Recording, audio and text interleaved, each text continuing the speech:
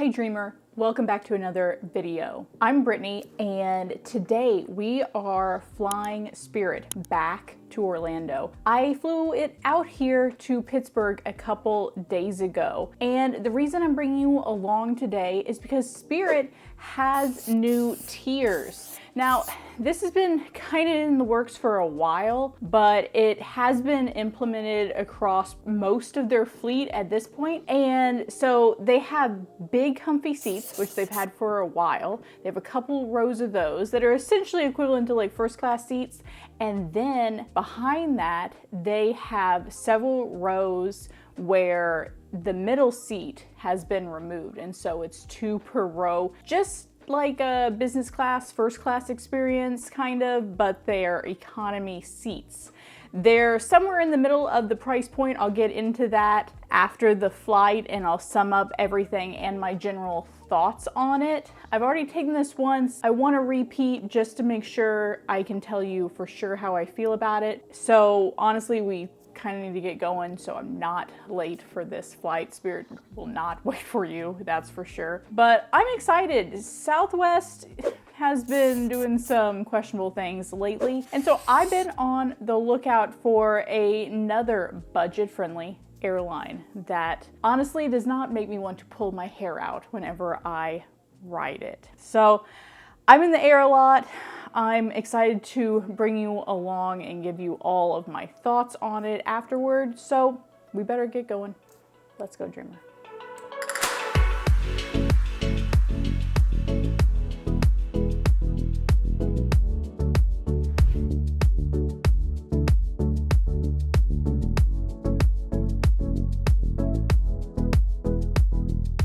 All right. I landed back in Orlando a couple hours ago. I had a little bit of an afternoon pick-me-up coffee, and now I'm ready to spill all of the information on this Spirit flight. So Spirit, they even advertised it on the flight, has these now 4 tiers of pricing, and it has simplified their pricing model so much. I was on their website and for once I actually wasn't confused what I was getting. I feel like before you had to add bundles or add different like flight tiers, and you were adding seats and you were adding baggage, and at the end of the day you had no idea what you were paying for and if it was a good idea or it was a bad deal, and you generally felt like you were getting screwed. So I definitely feel like that is an improvement. The simplification of the Spirit ticket buying experience was pretty significant as far as I was concerned. Now then though, let's talk a little bit more about these pricing tiers. I paid for my flight to Pittsburgh and Orlando $45 in addition to the base price, which was around $90 per leg of the flight. And then it was an additional $45 from there to get the big comfy seats. I do feel like that was absolutely worth it for me. I'm somebody that really has a personal space issue, so I really enjoyed that. I also really enjoyed having the little tray beside me that I could use additionally for belongings. They did not make me put my notebook or any personal items away during takeoff and landing that was on that tray table. So that's good to know, because obviously you have to put your front tray table away during takeoff and landing. So that was like really nice, especially on Spirit, because we know that there's not really very much in-seat storage there. I mean, you have a little pocket up top, but you don't really have anything there. So I think for the price, that's really good. Now, that price I expect to definitively go up the more people are willing to pay for it. My flight going to Pittsburgh was almost empty, and my flight coming back was almost full. I think it actually was full. And so the price you're gonna pay for those seats is really gonna vary. Like I said, I've seen the front seats go up to $200. So I expect that the price differences to get more as they get more popular. So I want to go into each one of these tiers just a little bit. So your Go fare is going to be like your base fare. It's going to include pretty well nothing, just your ticket and a personal item. They probably are going to assign you a seat whenever you get to the gate. At that point, you're just going to get whatever you get. But the fare is going to be cheap. I feel like you're in like frontier flight land at that point. Then the next one up is going to be the Go Savvy tier. This one's good because it includes a carry-on bag, which is great. And it includes a standard seat pick, and something that Spirit is competing with Southwest about is that tier and all the tiers above now include one free flight change. So eat your heart out, Southwest. That's really big for me personally because I'm usually flying for business and I change flights a lot. There's many times that I'll get done with a meeting early, and even if I have a hotel that night booked or something, I'm just like, please let me sleep in my own bed tonight. And so I will take a flight out early. That happens many, many times a year. And so being able to change a flight is absolutely necessary for me. Once in a while, I might burn a past Spirit or Frontier flight just to get home early if the flight was like cheap enough. It just kind of depends on like the sunk cost there and if it's like worth it to me. But living on the road the way I do in May during conference season, it's sometimes worth it. So the fact that they have that on their second to lowest tier, I think is really, really good. Good job, Southwest. I mean, Spirit.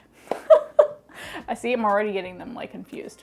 Okay, so the next tier and the tier that I bought was the Go Comfy. And so there's several things in this tier that you're getting, and people are still getting them confused. There was a gentleman in the seat kind of catty cornered to me on the plane coming back that was for sure that he had got Wi-Fi included in his seat, even though he was sitting in the Go Comfy section with the missing center seat, but they don't include Wi-Fi. You only get Wi-Fi on the big front seat section. You can purchase Wi-Fi separately, and you can do so at any tier level. Now, the Go Comfy seat includes a carry-on bag, and it includes that Go Comfy seat section. It's gonna be 2, 3, 4 rows on the plane that you're in that's going to just have the aisle and window seat. The middle seat is going to be blocked out. Nobody's going to be able to sit there, and then there's going to be a tray table latched in there. Spirit's definitely trying this out because the tray table is just strapped in with seat belts at this point. It's not really attached to the seat, so they're kind of feeling it out. But they have made a few modifications. The upper bin space had the seat numbers blacked out also, so they had done a little bit of work with this, so they're expecting it to kind of stick around. I mean, they've branded all of these like pricing tiers, so they definitely are hoping this is here to stay. Also, with the Go Comfy section, you get a snack. It is a standard snack. It is a cookie, which I actually brought along with me so you could actually see this cookie in like real time and I could kind of talk about it. But I forgot it, so hold on. I have returned with said cookie. Now, I really wanted to bring this into this video and kind of talk about this cookie just for a minute. And they give you the standard snack for all of those Go Comfy seats. It's just this cookie. You do get a free non-alcoholic drink. On the flight going to Pittsburgh, I got a coffee, and the coffee on Spirit is free refills, and they were willing to refill it, so that applies. I will say that the drink that I got a Diet Coke, and I just got a cup of ice and a Diet Coke full glass. That's pretty well what you would get on Southwest, so that's comparable. I did later get the rest of that can, which you never get on Southwest. You just see them wasting these like cans of soda. I guess maybe because they don't ever realize the can is going to be like empty or somebody else down the plane is going to want it, but they brought that Diet Coke can back and gave it to me whenever they didn't use it. That's a really nice touch. I really appreciated that. So, cookie.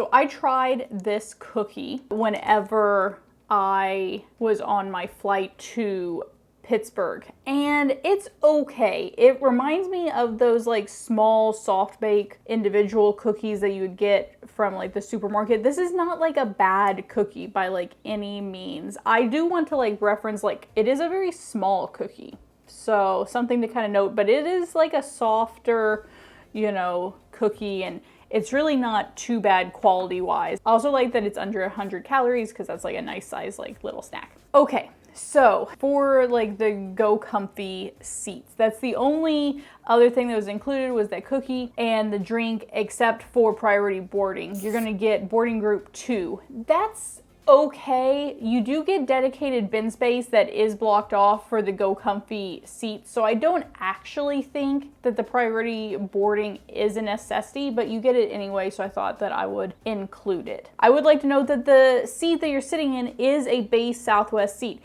They have gotten better since the new planes have kind of been redone, and so like the seats are better than they used to be, but this is still like a really thin, sparsely padded seat. So take that, you know, as what you like will, but the extra like room on either side is really nice. For me, being like a bigger girl, the seats are still too close together for me to like cross my legs in front. You're not getting enough leg room to do that, or at least I'm not. A smaller person probably would, but you're still getting the same amount of leg room in front. Even though since that center seat isn't occupied, you can potentially put either a bag or your legs in that like middle section underneath that middle seat. Now let's go on to the Go Big section, and that is completely reserved for the couple rows in the front of the plane, usually 2 to 3 rows of the big comfy seats.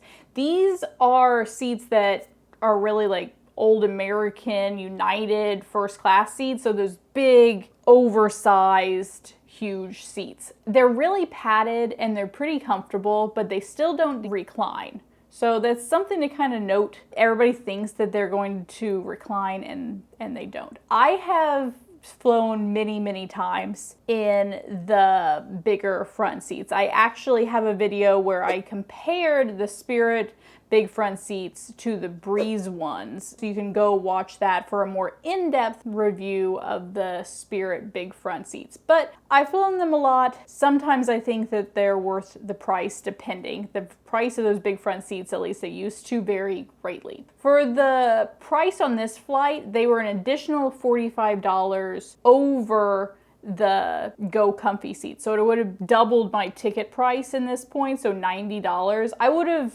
never probably paid that in the past. That would have been beyond my threshold for a 2-hour flight from Orlando to Pittsburgh, just to give you some kind of reference on what I would pay for those big comfy seats. However, now those big comfy seats and the $90 price tag, in addition to your base fare, comes with a lot of added perks. And so now I actually think it probably would be worth it, and I might have paid it on several accounts. Let's go into those accounts and why I would do that. First, that big comfy seat now comes with a checked bag. That's a huge value. That checked bag is pretty expensive on Spirit and a lot of these other airlines now, Southwest. So I do think that for sure, if you're looking to check a bag, you should definitely kind of keep in mind, maybe I could go comfy seat up front and, you know, pay a little bit more and have a checked bag. I didn't need a checked bag for this flight. Also, I really wanted to try out not having a middle seat companion, and so I really wanted to try out the Go Comfy seats for this. But if I need to check a bag and I was potentially going like a longer way, than those Go Big seats up front would have been for sure on my radar. The other thing that's included in those big comfy seats is Wi-Fi, as I previously mentioned. So you're getting included Wi-Fi on the flight, and you're getting a free unlimited selection of beverages and snacks. They brought around a snack basket, if you will. I've been presented that basket on other very short first class flights in American and United's fairly standard. It had a selection of really all of their treats. You could definitely pick a couple if you wanted. It includes all of their drinks, including alcoholic beverages. Huge value there also if you're looking to drink something on your flight. And the very last thing that it includes is priority check-in.